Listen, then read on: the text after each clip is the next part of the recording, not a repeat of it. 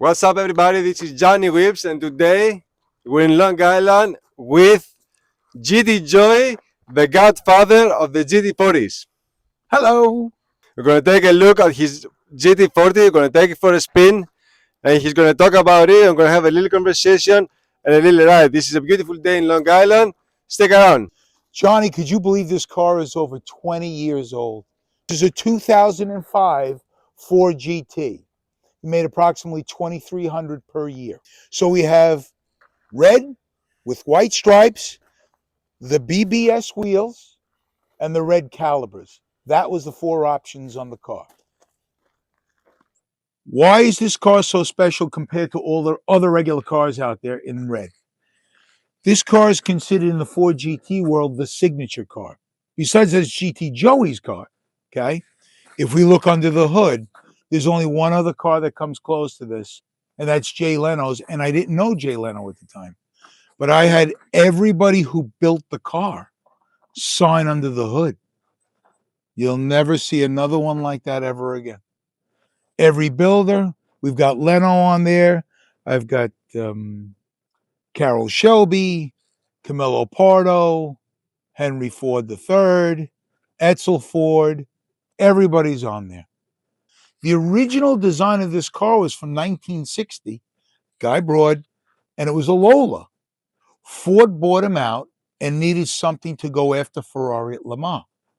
They've never gone down this road with a rear mid-engine and front cooling in the front. And people ask me all the time, Joe, what are these cheese grate grills? What's with the big open mouth? The radiator is right underneath here on an angle. So it serves two purposes. It cools all the fluid going to the back of the car, so the heat and the horsepower is in the back. It brings the weight distribution more towards 50-50 instead of a 50s car where all the weight was in the front, okay?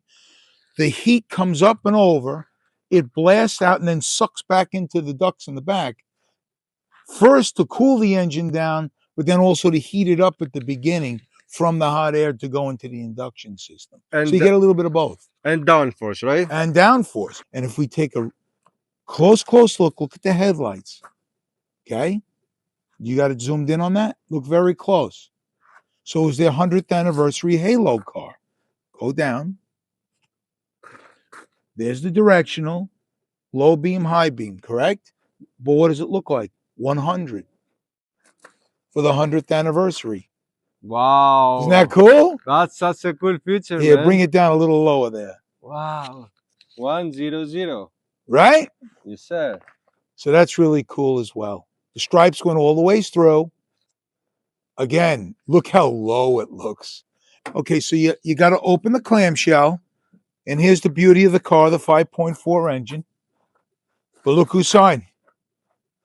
Edsel Ford and Camilo Pardo, the designer. If you can believe it, that was at Rally 1 in 2006, almost 20 years ago. And this car looks brand new. Could use a little cleaning. If you look at the upper and lower control arms, they're billet control arms. After the recall, late 2004 into early 2005, they had a stress crack on one lower control arm, and they decided we want safety to be priority number one. So what they did was they replaced them with hand-turn billet control arms. Car's never been touched. Every single spec, all the codes, all the original chalk marks, the marker marks. If we look at the oil tank reservoir and all the rest and the antifreeze, still all the original paint marks when they tightened them. When they torqued everything down, then they marked it. If that was moved, that means somebody touched something on the car. Can you see this, the paint drippings? A lot of guys did back in the day. They cleaned these cars, sterilized them, knocked them down all the time. I wanted to keep it all original for posterity. Those little paint drip marks were as the stripes were being put on and then went down the aisle, okay, down that row. They knocked them down, polished it out, but they had to build 1,000, 2,000 cars. So they couldn't do like a Ferrari and take week after week. It was only a day or so, okay? So they didn't do all the prepping and cleaning on the inside, and that was the result. Another neat touch is Every engine was hand-built by two builders. There were 4 groups of 2. And if we look close on the Ford GT plate, you see the 2 builders' names inscribed on the valve cover.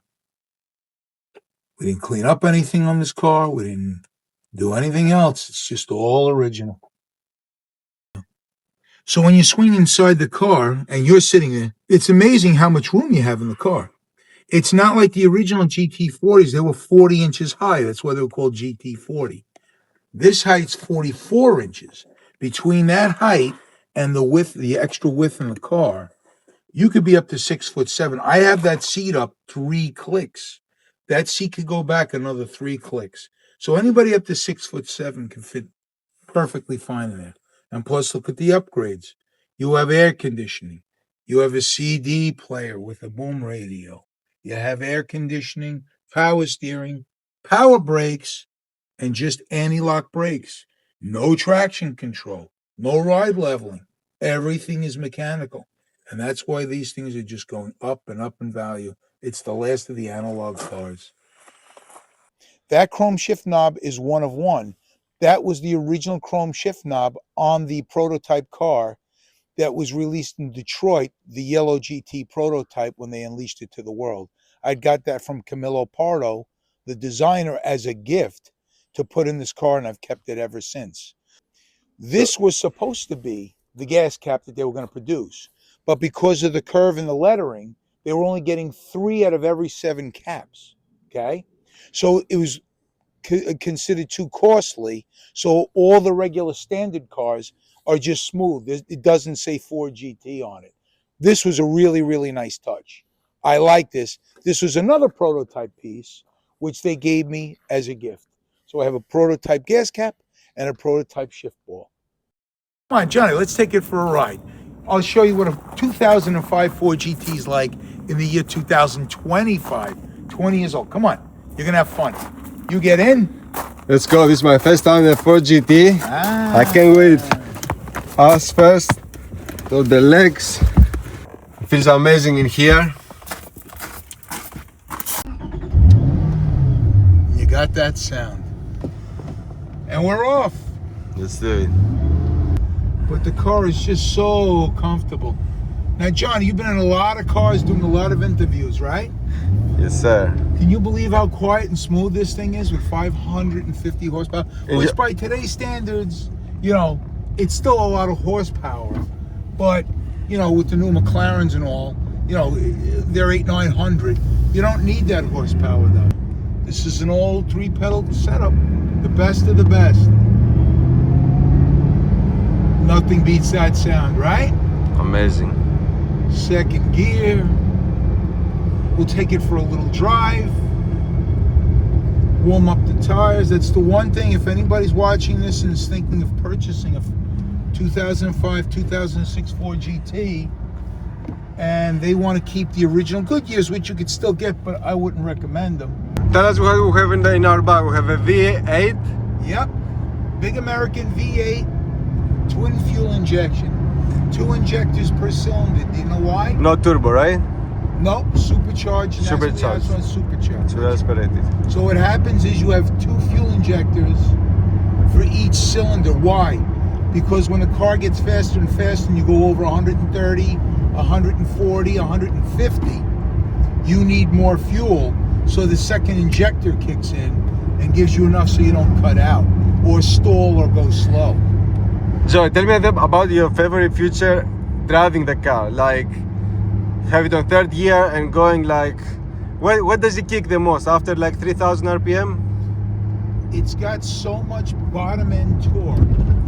It's got so much, excuse the roads, you know, this is New York.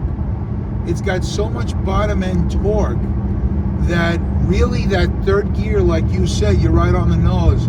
You'll be doing 40, 45 in 3rd, and then you just hit it and you're doing 90 in 2 seconds flat. You know, now we gotta watch, this kid's coming out of school, but at least we're taking it for a ride, you know?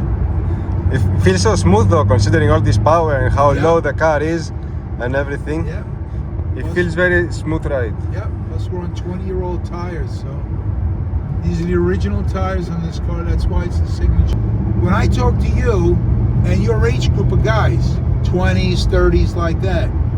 Is this Ford GT still on top of the list? Of course, not at the top of the list, but you know, it's considered, for people that know about cars and love car culture, in my opinion, you know, you gotta love every car. I personally love every car, from the 1920s Ford Model A's Yep.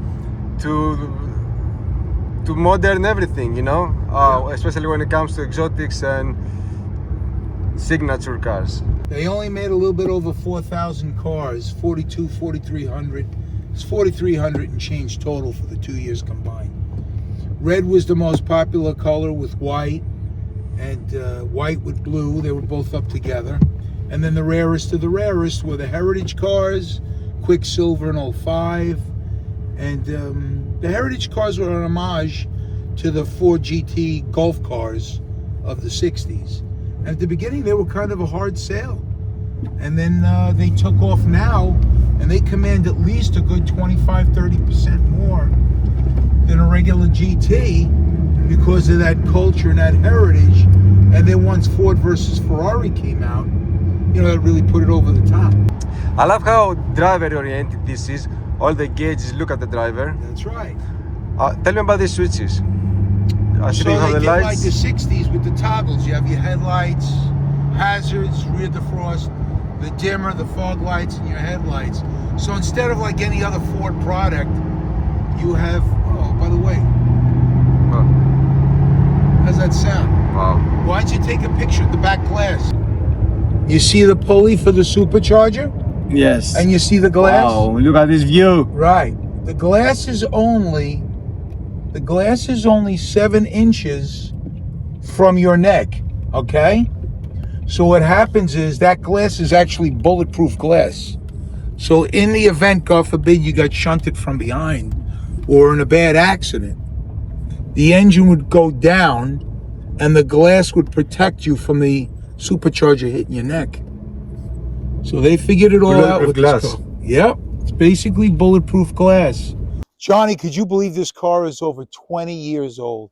20 years old I purchased this car, and it just doesn't stop. The excitement from my age group to your age group, and you're only 5 or 10 years younger, but you still have the same passion for this car. And look at it. It's only got 6,900 miles. This is called the signature car. Why is it the signature car?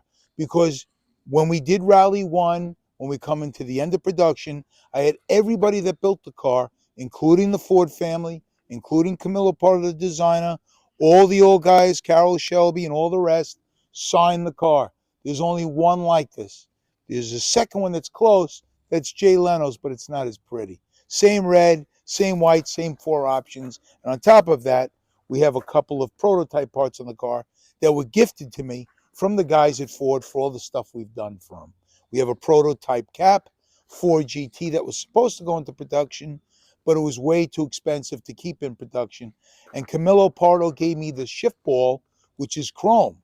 The originals were polished stainless like that, aluminum stainless. Mine's chrome that they used on the yellow GT that when they displayed the car in Detroit way back in 2003. So this is just a neat piece.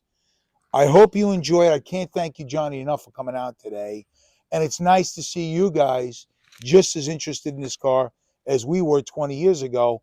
And it's not dying. It's actually growing and getting bigger and bigger and more expensive to own. But it's the real deal. It's the last of the analog cars. And I think that's why it attracts so many different generations. It's simple, it's easy, and it's bulletproof. Johnny, I got something else for you special. You got more whips? I didn't want to tell you. I don't know what you just said, but I got something else special, okay? Many, many years ago, even younger than you, okay? I used to work for the government overseas a little bit. I want to show you what I got. I'm just starting to bring it. I just took it out under the blankets. All It's right. going to take me another month or two, but come on. Just follow me. I'm Follow me excited. out. Follow me. Now, you can't That's tell good. anybody. It's going to take about another month. By the time we're able to put it together, I'll be on the road, okay? But I'll show you. I can't tell you what it is really, but you could take pictures.